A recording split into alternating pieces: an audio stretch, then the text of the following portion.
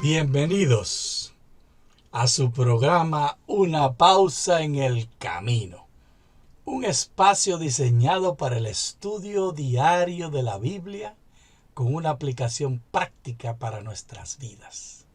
Mi nombre es Johnny Ramírez Johnson. Soy profesor de teología en Fuller Theological Seminary en Pasadena, California. Antes de comenzar, tendremos una palabra de oración. Bendice, Señor, a tu pueblo y ayúdanos a comenzar contigo y a terminar contigo este día. Bendícenos y protégenos. Muéstranos cada paso cómo lo debemos andar y qué debemos decir. En el nombre de Jesús oramos. Amén. La palabra de Dios señala que nosotros podemos confiar en Dios. Él tiene un plan. Me encanta el plan de Dios. Filipenses, el capítulo 2, nos relata varios detalles de ese plan. Leemos: por tanto, si hay algún aliento en Cristo, si hay algún incentivo en el amor, si hay alguna comunión en el Espíritu, si hay algún afecto profundo y alguna compasión, completen mi gozo a fin de que piensen de la misma manera, teniendo el mismo amor, unánimes pensando en una misma cosa. No hagan nada por rivalidad ni por vanagloria, sino estimen humildemente a los demás como superiores a ustedes mismos.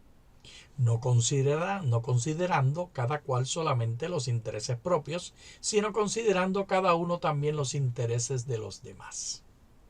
Haya pues en ustedes esta manera de pensar que hubo también en Cristo Jesús. Detengámonos. El apóstol Pablo, en Filipenses capítulo 2, el capítulo 2 de esta carta que escribe a la iglesia de Filipos, en esta carta el apóstol está hablándoles de unas características que él desea que la gente tenga. Y él está recomendando de una manera particular que nosotros pongamos nuestros ojos, nuestra visión en la persona de Jesús. Y en la persona de Jesús hemos de aprender a ser de la manera que Él nos dice que debemos ser. ¿Y cómo es que debemos ser? Humildes, no considerándonos superiores, dice el verso 3. En el verso 2, llenos de gozo. Y también con un afecto profundo y una compasión completa, el verso 1. Estas características del Señor Jesús son las que nos recomienda el hermano Pablo. ¿Y cómo podemos conseguirlas? El apóstol no nos deja en misterio de cómo poder hacer esto. Nos dicen primero en el verso 6, existiendo en forma de Dios, Él no consideró algo a qué aferrarse, sino que se despojó a sí mismo, el verso 7, tomando forma de siervo, haciéndose semejante a los hombres, y hallado en condición de hombre, se humilló a sí mismo, haciéndose obediente hasta la muerte y muerte de cruz. La característica principal del Señor Jesús, de acuerdo a estos versos del 6 al 8, es humildad. En el cielo manifestaremos humildad y aprenderemos a hacerlo. Algunos de nosotros llegaremos un poquito más avanzados que otros, unos llegaremos más atrasaditos que los otros.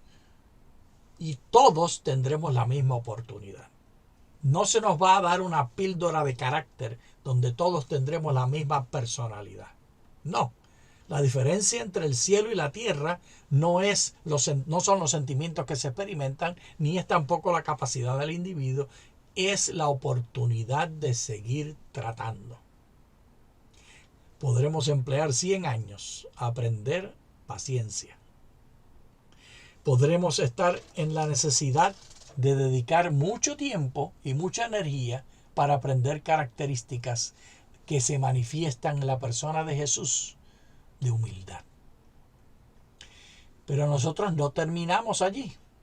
Nos dice el verso número 9, ¿por qué razón hizo esto? ¿Por qué razón Jesús se humilló hasta la muerte en la cruz? Como habla el verso 8, y muerte de cruz termina el verso 8. ¿Por qué? Verso 9. Por lo cual también Dios lo exaltó hasta lo sumo y le otorgó el nombre que es sobre todo nombre, para que en el nombre de Jesús se doble toda rodilla de los que están en los cielos, en la tierra y debajo de la tierra, y toda lengua confiese para gloria de Dios Padre que Jesucristo es Señor. ¿Por qué razón hizo Jesús todo esto?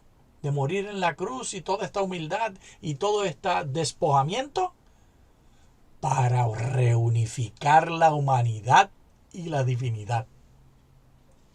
Todos los que han aceptado la salvación de Jesús estaremos juntos todos y todos doblaremos nuestras rodillas. Esta manera de Pablo de presentarlo explica las características que eran importantes para el imperio grecorromano donde él estaba. Era un asunto de jerarquía, donde se arrodillaba la gente. ¿Recuerdan en el capítulo 10 del libro de Hechos cómo se arrodilla ante Pedro el hermano Cornelio cuando entra Pedro a visitarlo a su casa, dándole una señal de adoración, una señal de humillación, porque lo veía como instrumento de Dios? Y Pedro se asusta y le dice: levántate, que yo soy un hombre y no me debes adorar. Esto es terrible. Porque en el imperio grecorromano era grandemente alabado y aceptado humillarse ante los que tienen poder. Y Jesús es el que más poder tiene de todos los que tienen poder. Si hubiera sido Jesús el que hubiera contado esta historia y estuviera animando a la gente, él hubiera contado de las bodas del Cordero, de la mesa servida, una mesa infinita. Bueno, en realidad es finita porque hay una cantidad finita de seres humanos. No somos infinitos los seres humanos. Pero una mesa suficientemente grande como para que todos estemos en la misma mesa con el Señor Jesús, gozándonos del mismo banquete. Y allí todos estaremos adorando a Jesús. La salvación tiene como propósito reunificar la familia celestial. Y la adoración de toda rodilla. El apóstol Pablo, para que sepan ustedes que ciertamente está hablando dentro del contexto greco-romano, él utiliza la cosmología greco-romana. ¿Se dieron cuenta del detalle? En el verso 10 lo dice: de los que están en los cielos, en la tierra y debajo de la tierra. Así era la cosmología grecorromana, incluía habitantes debajo de la tierra.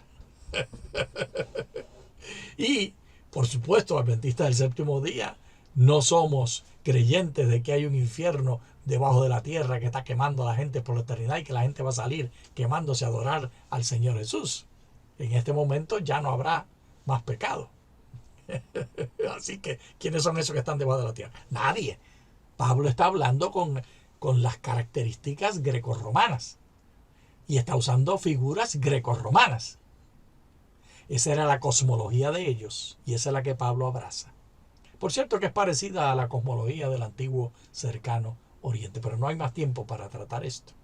Lo importante aquí y ahora es, de manera práctica, que el día de hoy pienses con quién te quieres sentar en la mesa de las bodas del Cordero. Junto a quién te quieres arrodillar para adorar a nuestro Señor Jesús. Piensa con quién.